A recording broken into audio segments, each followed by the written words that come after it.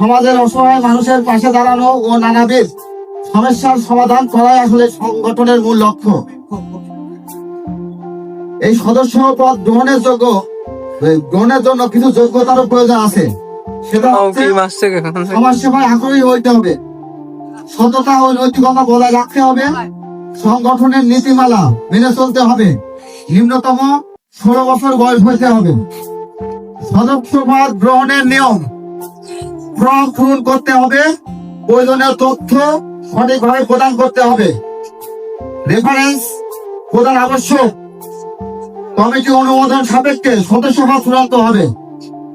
কেউ যদি আসতেও চাই, এখানে আমাদের কমিটি থাকবে, সভাপতি, সেক্রেটারি, তারা বিবেচনা করে দেখবে যে আসলে সদস্যটা আমাদের সংগঠনে আসতে পারবে কিনা। বর্তমান আমাদের 31 জন সদস্য, বর্তমান আজকে উদ্ভাবনকালে আমাদের 31 জন সদস্য। আমরা আশা করি ভবিষ্যতে আমাদের সদস্য পদ আরো বৃদ্ধি পাবে। আজকের পরবর্তী সময় থেকে যে সদস্য পদ আমাদের কার্যকলাপ দেখে যদি তার ভালো লাগে, সে যদি আসতে চাই, সেটা বিবেচনা করবে আমাদের সংগঠন বিবেচনা করে যদি সেই সদস্য গ্রহণ হয় তাহলেই গ্রহণ হতে পারবে, তাছাড়া সেই সদস্য চাইলেও আমাদের সদস্য পদ গ্রহণ করতে পারবে না।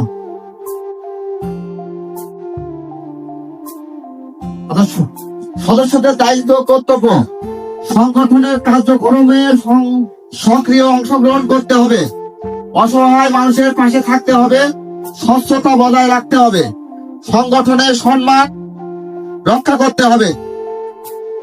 সদস্যপদ ফর্মের জন্য তার ব্যক্তি পরিচয়পত্র, পিতার নাম, মাতার নাম, জন্ম তারিখ, পরিচয়পত্র, রক্তের গ্রুপ, মোবাইল নাম্বার, বর্তমান ঠিকানা, স্থায়ী ঠিকানা, পেশা, শিক্ষাগত যোগ্যতা। কেন আপনি সমস্যাটি সংগঠনে যোগ দিতে চান, এই কারণটা এখানে দিতে হবে। আপনার বিশেষ যদি কোনো দক্ষতা থাকে বা অভিজ্ঞতা থাকে, সেই অভিজ্ঞতা বা দক্ষতা সংগঠনকে উপস্থাপনা করবেন। আবেদনকারী স্বাক্ষর: গঠনের অভ্যন্তরীণ ব্যবহারের জন্য আবেদন গ্রহণের তারিখ, সদস্যপদ পরিচালনাকারী, অনুমোদনকারী।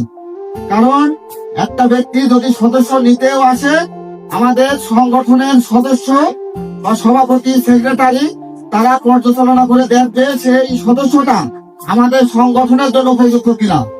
যদি আমাদের সংগঠন মনে করে যে এটা আমাদের সংগঠনের জন্য ওই ব্যক্তি আমাদের সদস্য পদে উপযুক্ত, তাহলে সে অনুমোদন ফর্ম পাবে, তাছাড়া অনুমোদন ফর্ম পাবে না। এই সংগঠন যদি কোনোদিন বিলুপ্তি হয়ে যায়, আমরা সর্বোচ্চ চেষ্টা করবো সংগঠনকে টিকিয়ে রাখার জন্য।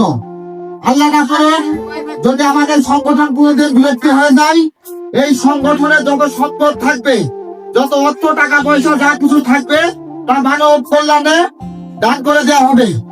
এই সংগঠনের কোন সদস্য কোন সম্পত্তি তার নিজের বলে দাবি করতে পারবে না, এবং প্রত্যেক মাসে যে 50 টাকা চাঁদা নেবে, এই চাঁদা অফেরতযোগ্য, কোনদিন এই চাঁদা ফেরত নিতে পারবে না। কিন্তু সে যদি গঠনমূলক কাজ করে আমাদের সংগঠনে সম্পৃক্ততা থাকতে পারে, তাহলে আমরা, আমাদের আশা আছে বা ইচ্ছা আছে, এবং আমরা সেইভাবেই পরিচালনা করার জন্য দৃঢ় প্রতিজ্ঞিত যে আমরা 30 সাল পর্যন্ত এই সংগঠনকে চালায়ে, তার পরবর্তীতে আমরা এই সংগঠন থেকে আমাদের মিনিমাম মাইনা নেব। আমরা 30 সাল পর্যন্ত এই সংগঠনকে আরো বেগবান এবং দৃশ্যমান করতে পারি, মানুষের সামনে উপস্থাপনা করতে পারি, মানুষের প্রশংসা করাইতে পারি, সেই সেবামূলক বা সেই গঠনমূলক কাজগুলো নিয়ে আমরা সবসময় কাজ করতে চাই, ইনশাআল্লাহ। এই সংগঠন একটি অরাজনৈতিক, অলাভজনক ও স্বেচ্ছাসেবী সেবামূলক সংগঠন। এই সংগঠন সদস্যপদ গ্রহণ করার পরে মিনিমাম 1 বছর সদস্য হিসাবে কার্যক্রমে নিয়োজিত থাকতে হবে। অন্যথায় 1 বছরের মধ্যে সংগঠনের সদস্যপদ হইতে অব্যাহতি চাইলে তাকে সংগঠনে 500 টাকা জরিমানা, এবং কেন সে চলে যাইতে চায় সেই কারণ এই সংগঠনকে দেখায় যাইতে হবে, এবং সে দেখায় যাইতে বাধ্য। সঠিক। ওকে, ধন্যবাদ।